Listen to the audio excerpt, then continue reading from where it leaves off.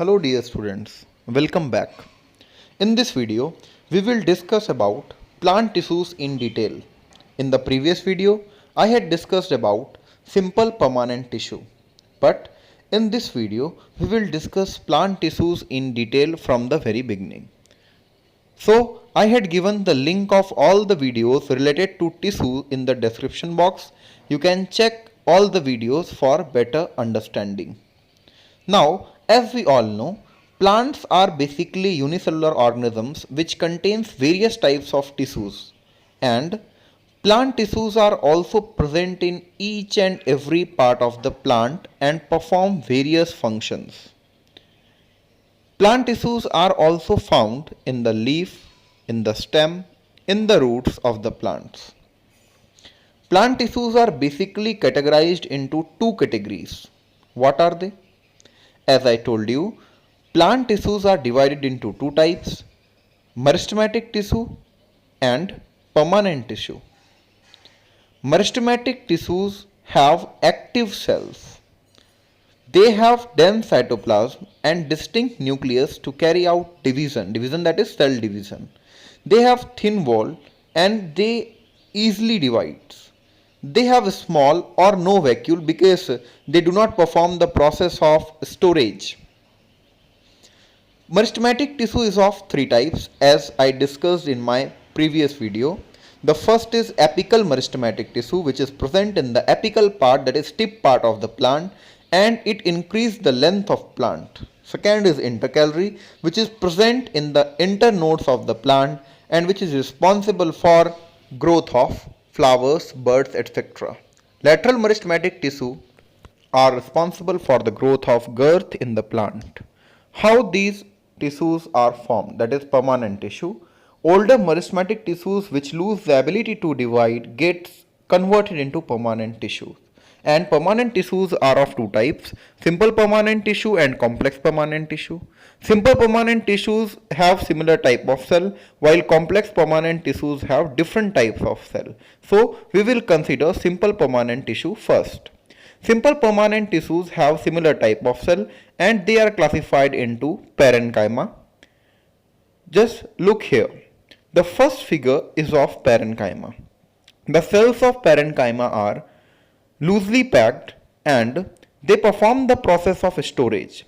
Second tissue is your chlorenchyma and arenchyma. Chlorenchyma and arenchyma is the type of parenchyma. Chlorenchyma stores chlorophyll while arenchyma stores air. Now we will consider where the parenchymas are present. Parenchymas are present in the flower, in the leaf, in the stem, in the root, in the plants. Also, they are found in the aquatic plants which can store air for their floating. Now we will discuss about the second type of simple permanent tissue, that is collenchyma. Collenchyma is a type of tissue which have thickened corners, and the main function of the collenchyma is that they provide flexibility to the plant. Just look here, the leaves of the plant and the stems of the plants are flexible. Why? Because to resist air currents. No?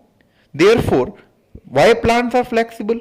Plants are flexible because of collenchyma. Now we will discuss about sclerenchyma. Sclerenchyma is a dead tissue. It is found in the jute, in the seed, in the wooden fibers, and also in the husk of coconut. Now, and scleren and rest others, parenchyma and collenchyma is living, while sclerenchyma is a dead tissue. It provides basically support and strength to the plants. Now, parenchyma stores something. It is of two types, chlorenchyma and arenchyma. Collenchyma provides flexibility to the plant, and sclerenchyma is a dead tissue which is found basically in the jute, husk of coconut, wooden fiber, and the outermost seed. I hope that simple permanent tissue you understood well. No? It is parenchyma which is of two types, chlorenchyma and arenchyma, collenchyma and sclerenchyma. So we will discuss next complex permanent tissue. Complex permanent tissue is of two types: xylem and phloem. Xylem and phloem are basically known as vascular bundles. Why xylem and phloem are complex? Because they have different types of cells. For example, xylem is made up of four types of different cells, that is tracheids, vessels, xylem fibers and xylem parenchyma. That means four different cells are combined together to form xylem. The function of xylem is xylem can transport water from root to tip of the plant, and it also provide mechanical support to the plant. That means transportation of water takes place by the help of xylem. Next type of complex tissue is your phloem. Phloem is also made up of four different types of cell, that is sieve tubes, companion cells,